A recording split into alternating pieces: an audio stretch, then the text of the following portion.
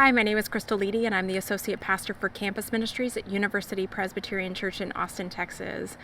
I love the Book of Order, and I'm a rule follower.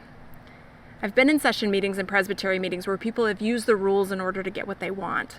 They have frustrated our stated clerks, they've done parliamentary gymnastics, they've had parking lot meetings that serve very little purpose other than to stir up anxiety, and chaos wins on those days. I've also been in meetings where people get up just to talk, glazing over the eyes of the assembly as they speak impassionately about whether to use white or accrue paper for bulletins. Apathy wins on those days. Now, you may have heard the interpretation of Jesus Christ as rule breaker. He healed people on the Sabbath, after all, and working on the Sabbath is breaking the rules. However, I interpret that particular passage as Jesus claiming that love reinterprets the rules. Jesus brings order and love together in order to be the birthplace of creativity. So my question to us is, what would it look like if we actually tried to work within the system in the way that it was intended? In my experience of reading the Book of Order, it intends to give order to the chaos and a place where the apathetic can find a passionate cause.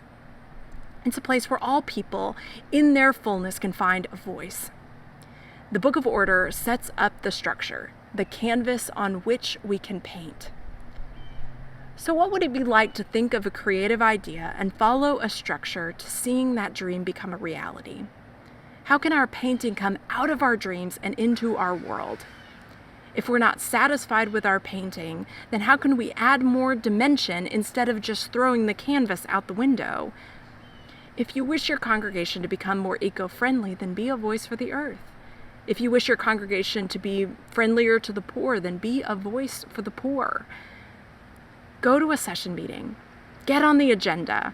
Have a plan and a reason, both theological and practical, because they're going to want to know how much it costs. And come without a defensive posture.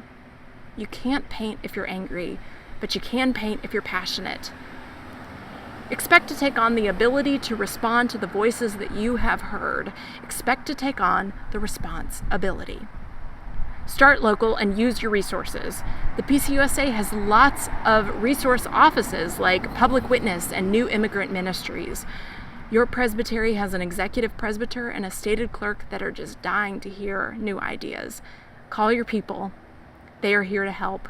Your voice is not too small. Your denomination is not here to crush you. We are all good people, just trying to figure out how to live in love together. We do that, of course, by using parliamentary procedure. I don't know who Robert is, but I really like his rules of order. They make sure that everyone has a voice. Take a moment and read the foundations of Presbyterian polity in your Book of Order and fall in love with our family again, viewing the rules through the eyes of love. Maybe that's what's next for Presbyterian polity.